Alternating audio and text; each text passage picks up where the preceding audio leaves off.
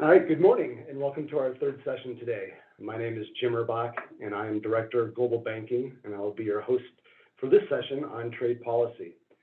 Before we get started, two reminders. One, all audience members are muted for the duration of the session. Questions can be asked and are encouraged through the chat feature in Zoom. The session will be about an hour in length the session will last an hour with approximately the last 10 minutes at the end for the questions that you have asked.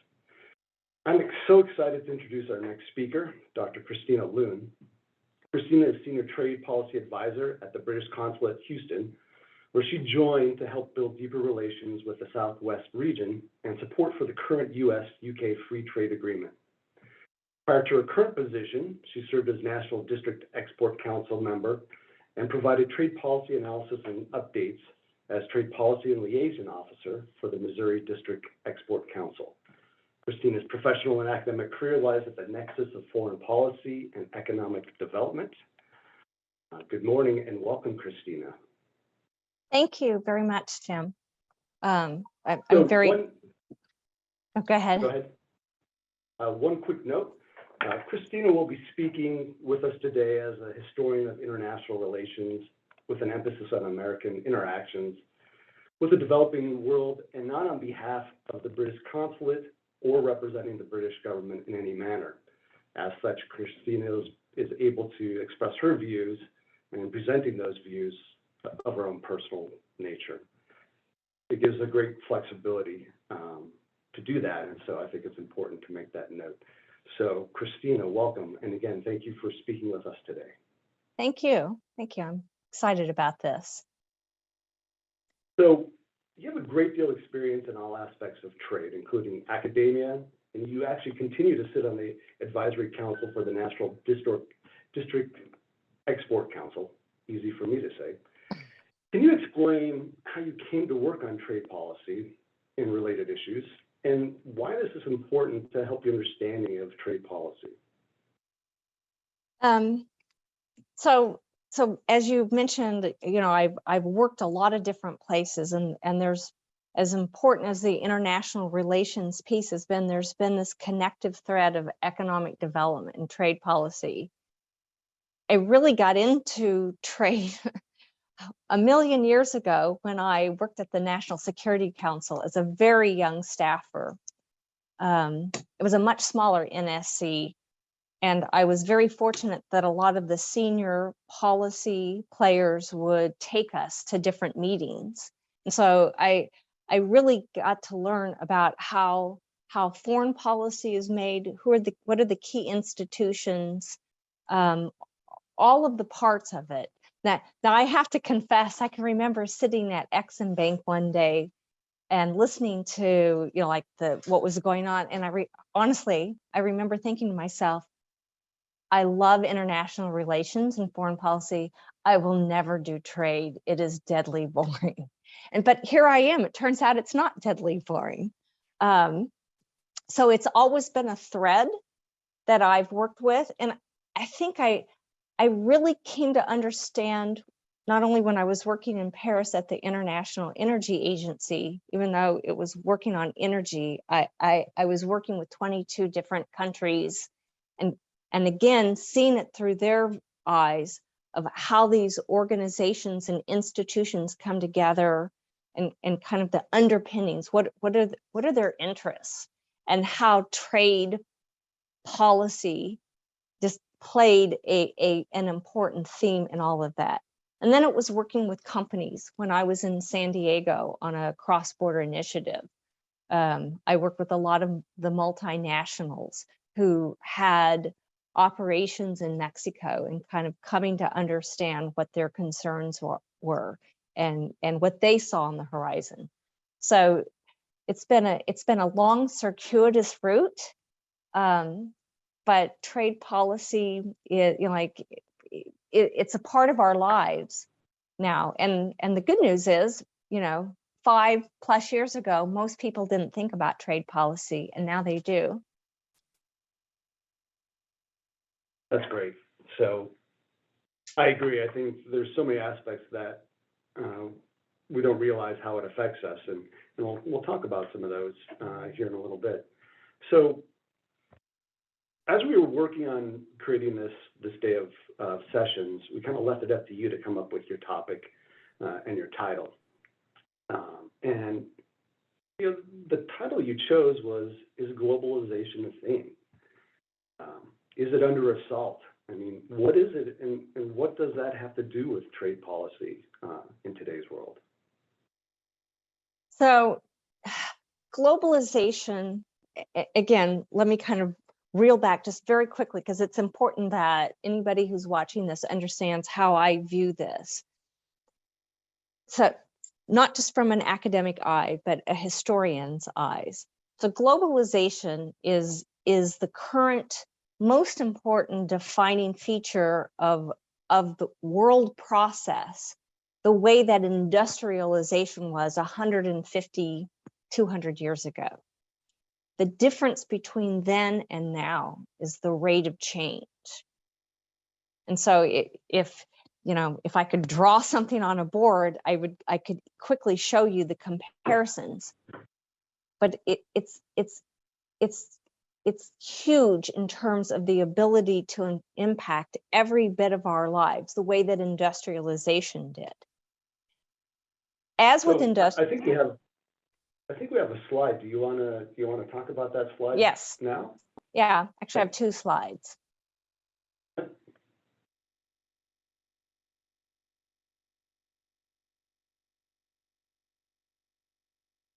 So while you're bringing up that slide, it's important to understand that globalization really is about the integration of the world. It's often talked about in economic or trade terms, but from my perspective, it's also about all the different impacts, communication, politics, their social connections.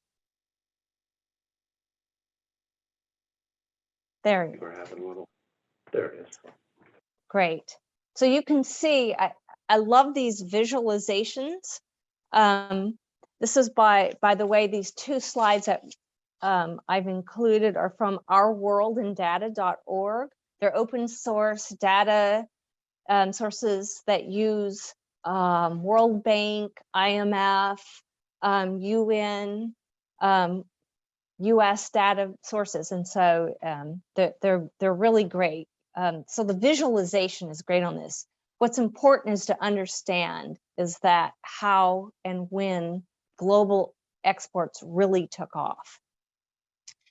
And people talk about globalization like the two big areas of globalization, kind of 1800s till about World War I, and then you can see it really kind of taking off at beginning after World War II and shooting up.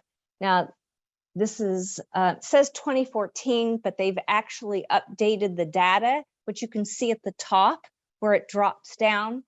I think they've updated it through the beginning of the pandemic.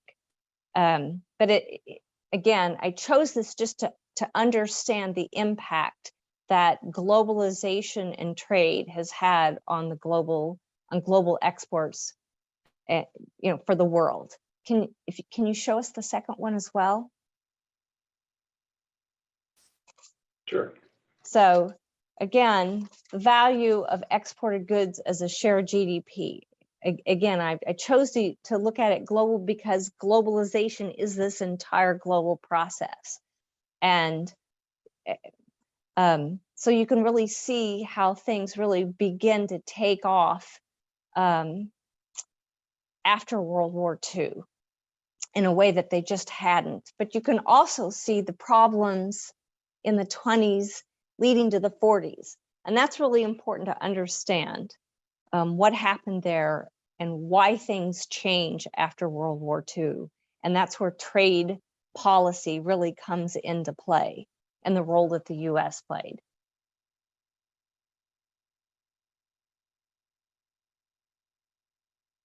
So when we think about trade and trade policy, Many of the participants today have a great interest in this as it affects their daily lives, their business, all kinds of things. What should we know about the key items and how the U.S. makes policy? I mean, who are the key players that make our U.S. policy these days? So as when you looked at that slide and it showed the jump after World War II, before the end of the war, in fact, FDR and his Secretary of State, and basically all of what we would think of the Western powers, were already beginning to think that post-war world, and a recognition that there had just been 2 world wars, and some of the links between them, the causes were unfair, tariffs, unfair trade practices, economic punishments. So as they started looking to the end of the war, FDR and, as I say, Cordell Hull began to think in terms of, okay, we need a different world order, and we, the US, are going to have to play a role. So they came up with a whole series. They kind of broke it down by parts and said, okay, what caused this? What caused that? And so they developed a system of kind of dealing with tariffs, because I'm sure if everybody remembers their US history about the Smoot-Hawley. So as helping lead to breakdown and kind of, it didn't cause World War II, but it was a major factor in it. At least that was the understanding. And so they developed the GATT system. It was supposed to be temporary. It was a way of dealing with tariffs and trade. And so it was instituted originally with 23 countries I think it went into force in 47. It ended up being a lot longer than temporary. Now we have the World Trade Organization, which came into force in 1995. And I think by the time it came into force, there were probably 120 plus countries that were signatories. The idea that it was supposed to be the arbiter of trade issues. 90% of the world's economy were participants in the world trade, the WTO.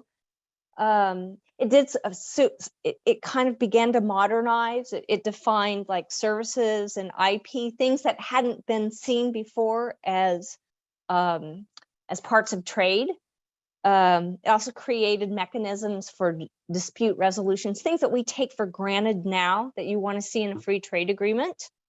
I think now there's about 160 countries, and it's 98% of international trade. So this was really important because there was just this founding belief that uneven trade and these walls between nations around this led to World War II. So let's bring everybody in, which gets us to China's. As the end of the Cold War and China comes online, I mean, the West rushed to bring China in, partly because everybody wants to do business with, such a populous country, but also because let's help shape them, develop their economic system so they can be good players. And so that was really the piece behind it. And that is, let's have a fair, transparent system of dealing with trade and adjudicating any problems, because countries that are tied together economically don't go to war. And that's very important. So today, so here we are, 2021. Who are the key players in all of this? Well, for US, the Constitution's clear. It gives the power for trade to Congress. But beginning back in the 30s, Congress began giving limited authority to the executive branch to do some negotiations. And by the 1970s and 80s, they developed what was called trade preference or fast track.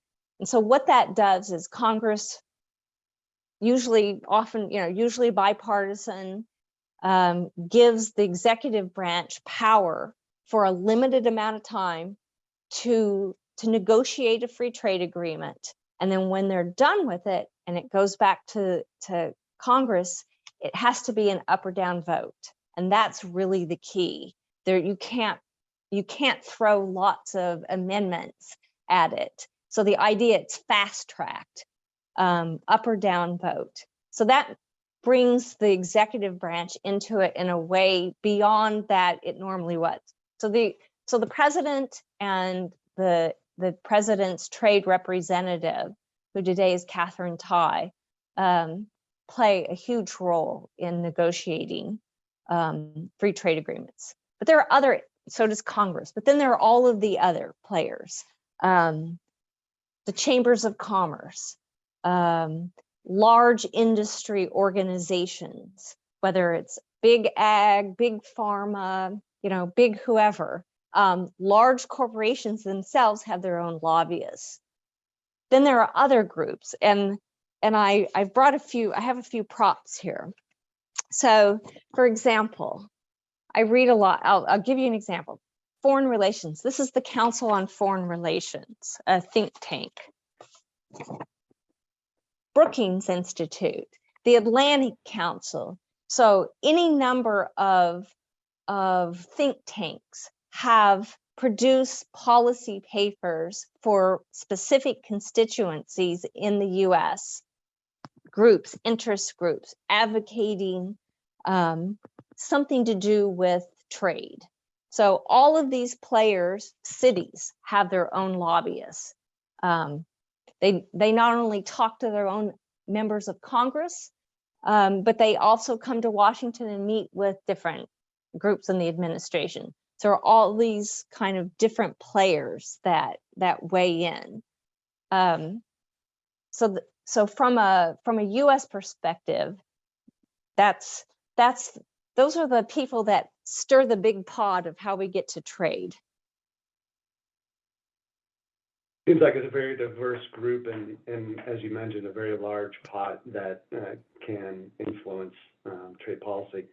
So we have a new administration.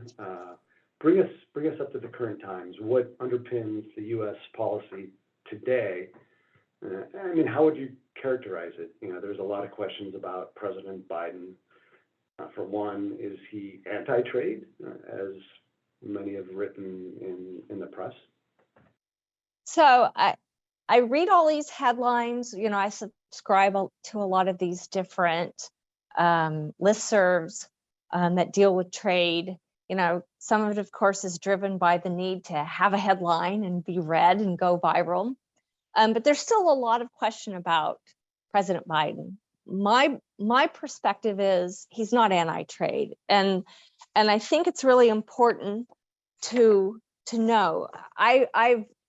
If you can read this is something he wrote for Foreign Affairs, which is produced by the Council on Foreign Relations in 2020 as he was gearing up for the campaign. Now, it deals with foreign policy, but if you read through it, he wants an international economy. He wants trade for a middle class. And when you start reading through it and you look back at his history, basically what you see is he's not anti-trade. He just wants to make sure that trade policy makes sure to include all of the people who've been left behind by many of these forces of globalization, really since the end of the Cold War. While I've had numerous discussions with different friends and former colleagues over the years about what that really means, and but it's about having an even playing field, making sure that who you're trading with trades fairly. They don't cheat, they don't steal your products. So it's these kinds of things. How can American workers compete when you're competing with a country that uses slave labor? Those kinds of things. So the answer is, in my estimation, reading everything that I've read about Biden and what he said before the campaign and since he's been president, and talking to people in Washington who've been kind of had their finger on this for years. Now, he's not anti-trade, but it's also important to understand he has a lot of political realities. I mean, he came into office at a time when we're still in the pandemic, so that disrupted a lot of his ambitions. He just got his trade team up and running, so that's a piece of it. But they're not anti-trade at all.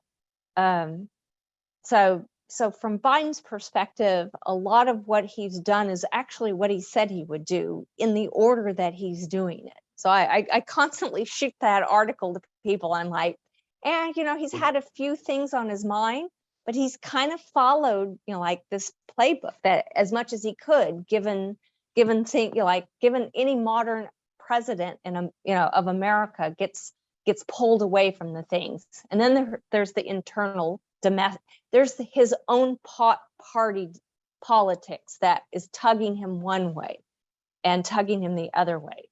So having to kind of resolve those issues behind the scenes. There are, Yeah. No, go ahead. Go ahead. So putting Biden aside for a second, we've seen a real movement in the last, well, it even predated the presidency of Donald Trump, but this move away from globalization, in the sense that everybody's embracing what we used to call global liberalization. It's like that's the good term of liberalization, when people basically got rid of their trade barriers, modernized their financial systems, and came on board. I mean, for a long time that was called, in the 90s and even the early 1990s and early aughts, it was like the Washington Consensus. We won the Cold War. Look, our system worked. But we've also seen that people have been left behind. And so there's been a rise of populist governments around the world. And so there's some scholars, some academics, some economists are calling this the kind of like this kind of rise of populism. And what that means for trade is that there's kind of a retreat. There's an inclination to use tariffs as a way to protect your domestic constituencies, your middle class, your workers. So, yeah, I don't disagree with that.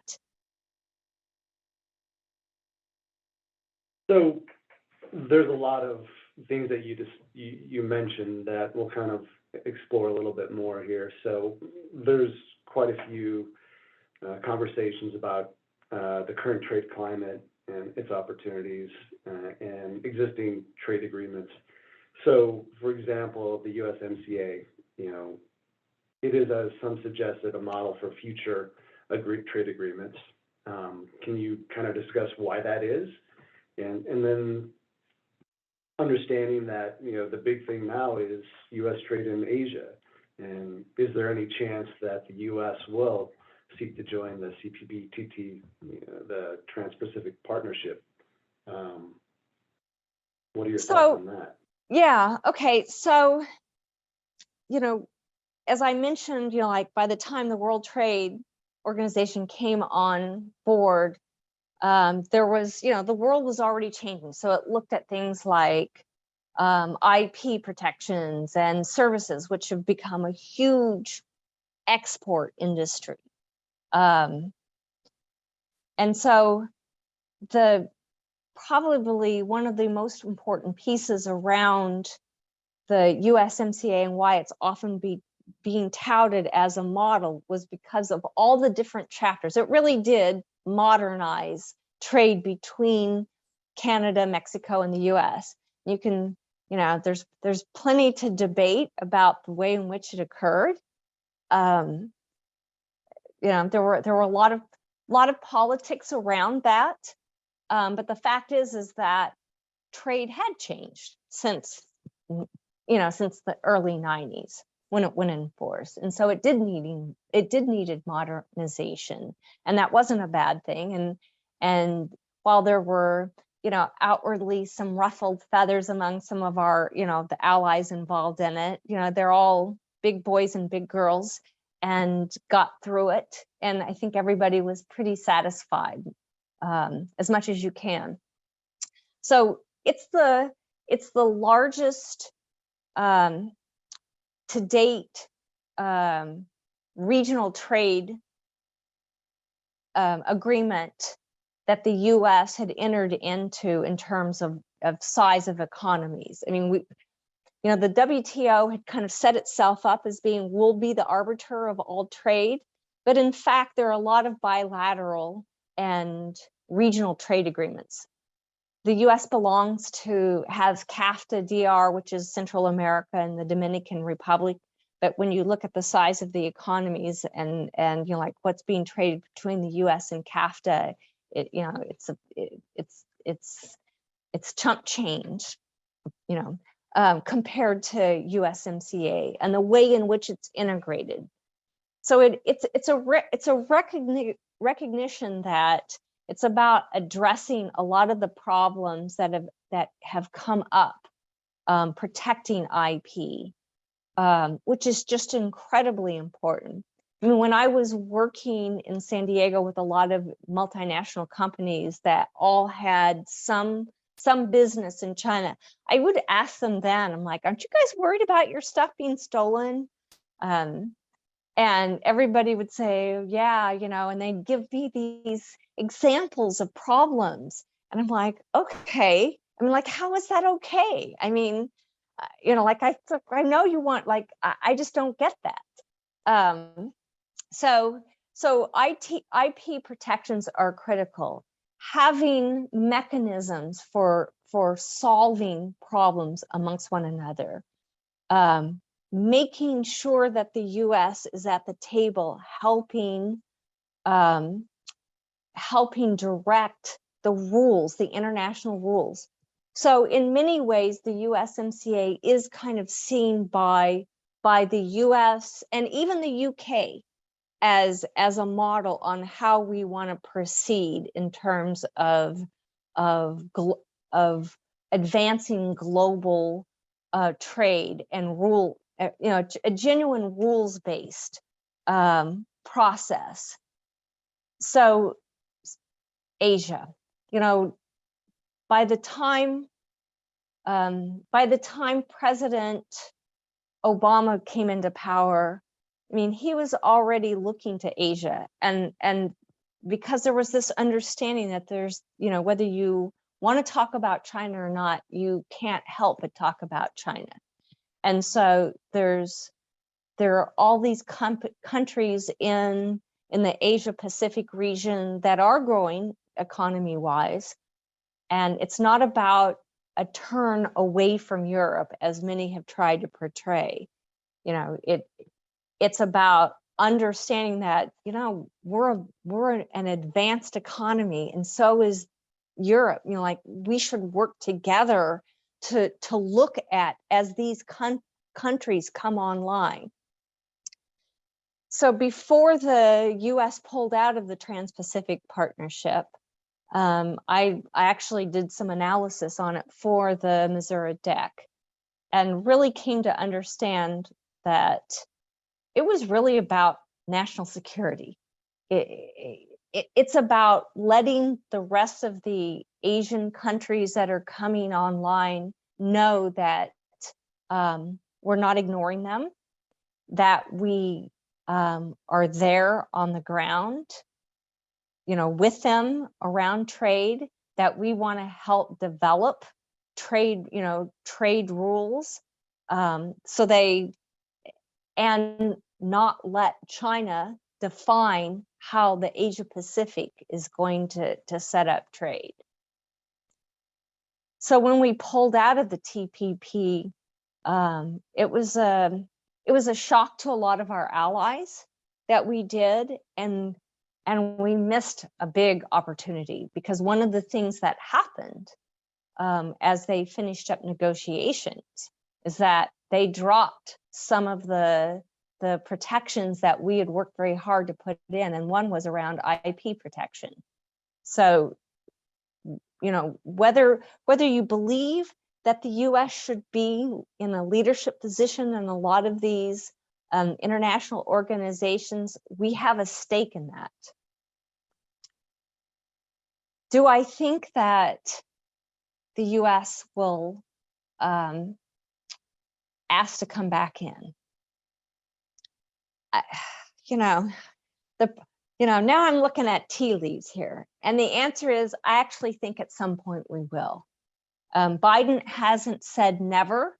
What he has said was that he, it was an imperfect trade. Like, you're never going to get everything you want. It was imperfect, but it was good enough, and it did what we overall wanted to accomplish. So I believe that after he gets some of these other, demands on his time and his own party, kind of like the more vocal anti-trade folks in his party kind of calm down, that in fact, there will be an effort, particularly since China China is in the process of wanting to join. There are those, and I want to add a little caveat. China hangs over everything, and we'll get to China in a second because they're so big. But there are those who believe that actually by creating that and not inviting them in the beginning, that was, that China would perceive that as a threat. I understand why they did it without China. They would never have agreed to IP protections. So I don't think it was any more of a threat to China than they perceive what's going on around the world. So, it remains to be seen. So what do you kind of think of challenges that we have? We'll talk here, as you mentioned, more about China, but besides China, what other significant challenges are there to U.S. trade? There was an earlier session about I'm going to put so I'm going to put aside political domestic challenges, because that could be a whole like different discussion. But other than to say, you always have to think about domestic political demands. Now, having said that, of course, the anti-global movement within the US, and if you're sitting in the Midwest, you were part and parcel of where a lot of that emerged. Not just in the Midwest, but it's where a lot of it occurred, because people saw their quality of life, they deteriorate, and yet there were plenty of people in the US who were benefiting from globalization. So my caveat is that hasn't gone away with a change in administration. There's still lots of anxiety about what does this mean for me. I was a supporter of NAFTA. I didn't disagree with Perot. Well, his characterization about, like the big sucking noise of all the jobs going south. A lot of jobs did go. Let's be honest. They went south and then they went east. Well, west, but to the east, to China. That was always going to happen. If you go back and look at industrialization, you'll see massive disruptions in the way people did business.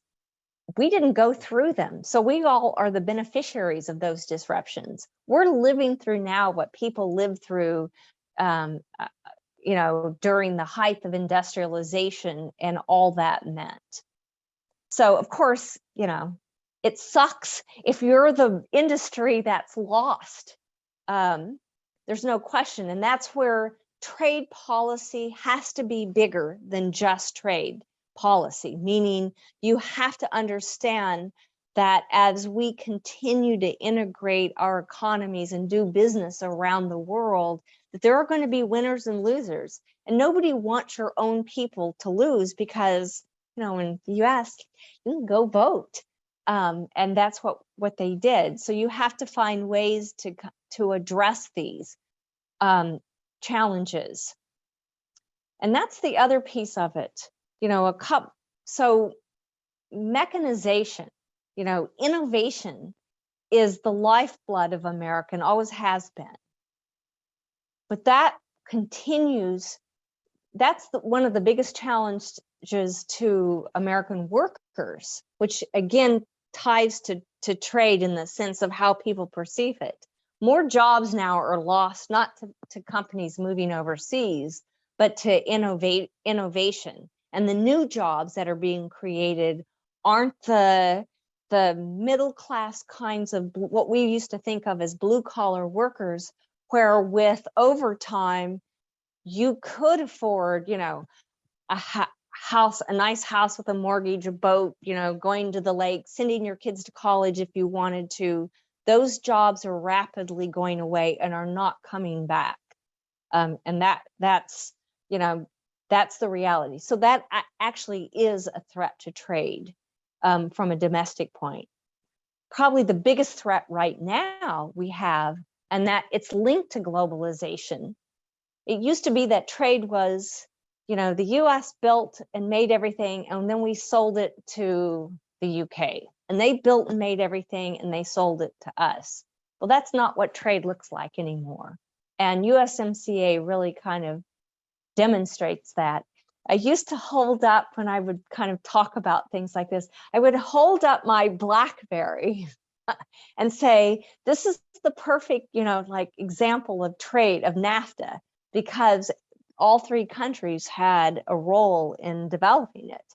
But the fact that I don't have a BlackBerry anymore also shows you the rate of change in innovation.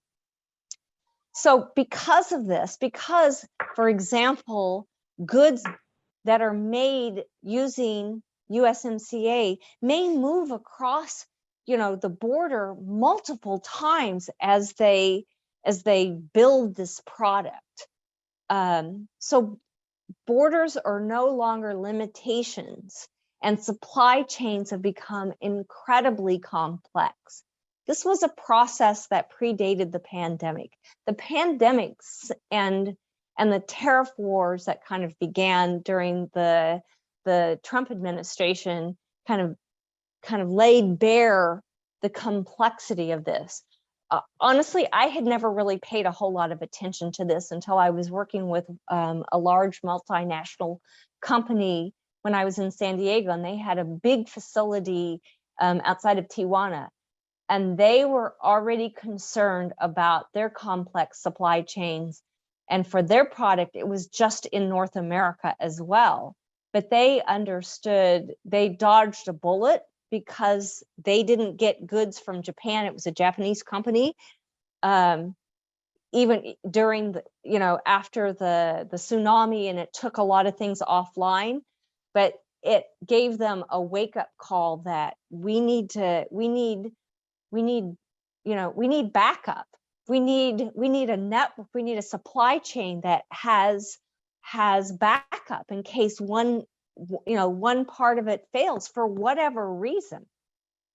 But because of the complexity of our supply chains, I mean, you know, I can give the example. This is not who the company was, but I think it's Tanaka with, you know, the airbags. You know, it's so specialized too, that it's not that easy to build another supply chain. You have to convince a company that it's worth it to invest in that. So that's a long way of saying supply chains. This issue hasn't gone away. We're seeing it now. You know, at the risk of using the tired cliche, perfect storm, we're facing a perfect storm of labor shortages for a range of reasons in the US, these complex supply chains, and how innovation that we have, you know, chips in virtually everything that we use. And by not being a major player, having chip production here in the US, so all of these things have laid bare the complexity. And there was already a movement to kind of reshore, as oil prices went up and it made shipping things more expensive. There was already kind of a movement of that over the last decade or so of figuring out how to reshore some of these supply chains. But this isn't going to be anything that's solved easily at all. So I consider that kind of one of the big challenges. Opportunity as well, but it's a big challenge. The second big challenge, and it's the Goliath hanging over everything, and that's China. And I've saved. I think you have. Yes, I have a slide. Have a graphic for that. Yep. So China, everybody has wanted to trade with China since, the 1800s. I mean, let's be honest, because it's such a huge market. Things haven't turned out the way a lot of people imagined, hoped for, thought, based on the end of the Cold War and when Deng Xiaoping kind of came on board and kind of began opening up and kind of rolling back Mao's policies. The world embraced China, gave them status, kind of preferential status in the sense that they were treated as they were a developing country. Nobody anticipated how quickly they would they would grow their economy. And let me add one quick little caveat, and that is, I am not a China expert, meaning I don't read or write Mandarin or Cantonese, or I haven't lived in China. I've been to Hong Kong twice and China once. But the first big project I worked on when I was at the National Security Council was the president's trip to the People's Republic of China. And so ever since then, I've always stayed up with what's using open source and kind of talking to people who really do business there. I've kept up with China. As you can see, this lovely slide that a colleague of ours on the national deck developed around China's ambitions for the Belt and Road Initiative. I do believe that China constitutes an existential threat. I truly do. It's my fun fact, though. It's important to understand that US-China trade only counts for less than 5% of world trade. I mean, that's actually, when you think about that.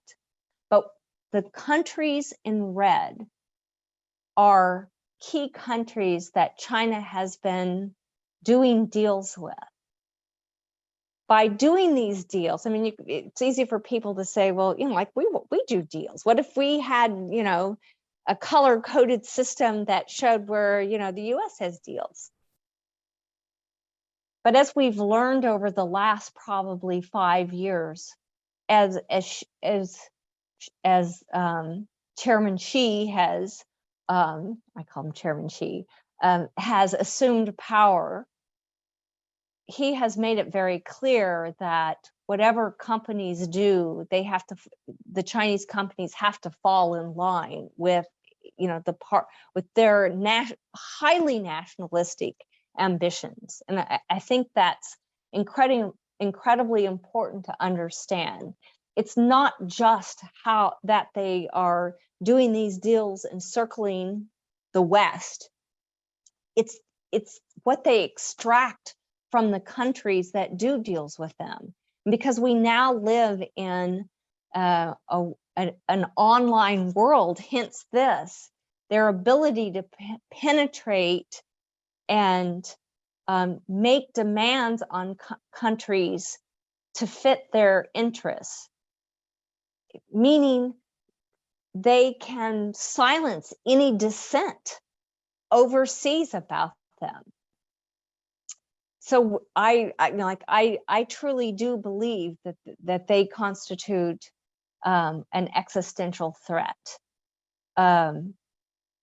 It remains to be seen. There's a lot of debate going on, at least publicly within intelligence communities, about what's actually going on in China and their economy. I mean, we don't have the eyes and ears that we should in China for a whole range of reasons. The last big group of spies were found out and eliminated. So I've long said, how do you govern 1 billion people? And the answer is, of course, you don't. And that's, I think a lot of what she's doing is playing for time, trying to consolidate his power and deliver enough economic growth to, and create a dynamic middle class before things blow up for him domestically.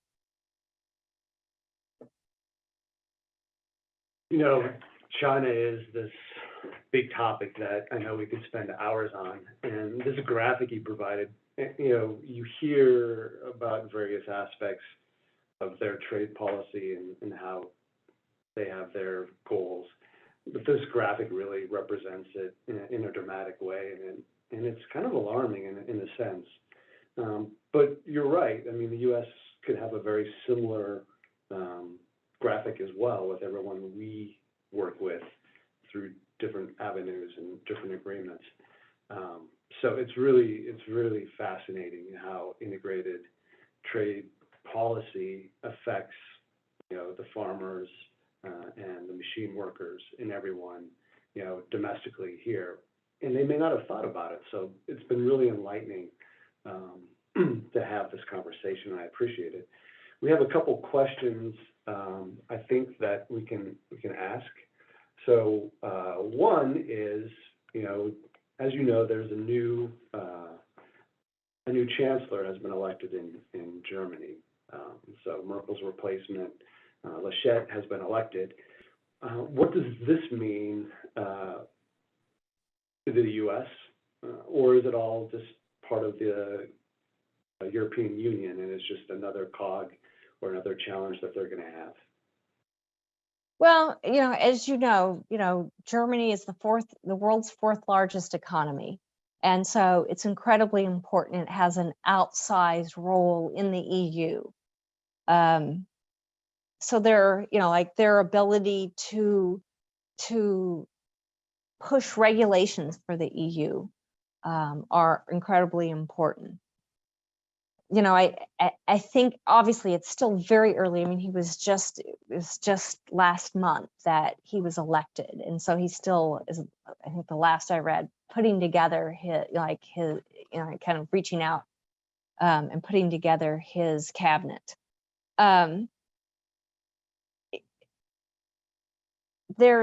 We need Germany, we need the EU to do a lot of the things that we want to do globally, and one of those is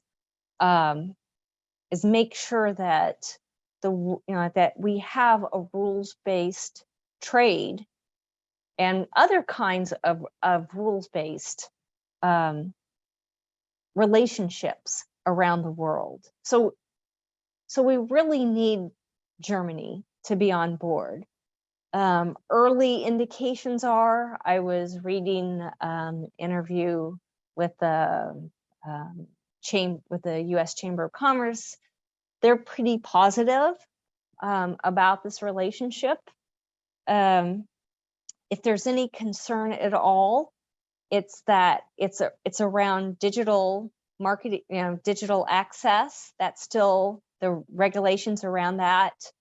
It's still a protectionist market, and there's concerns that in terms of as they expand out broadband across the EU, that there is such a push to protect that they won't allow access to US. So there's there's some sticking points, but by and large, we've been, everything indicates that they see the Germans see how important this Atlantic alliance is.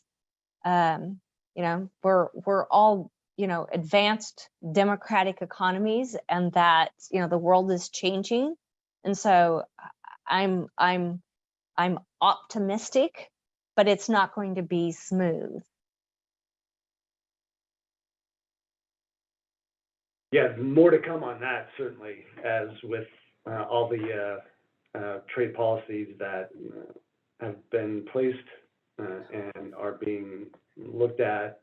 So many thanks to you, Christina, for your insight and knowledge. We certainly appreciate the time that you had shared with us today.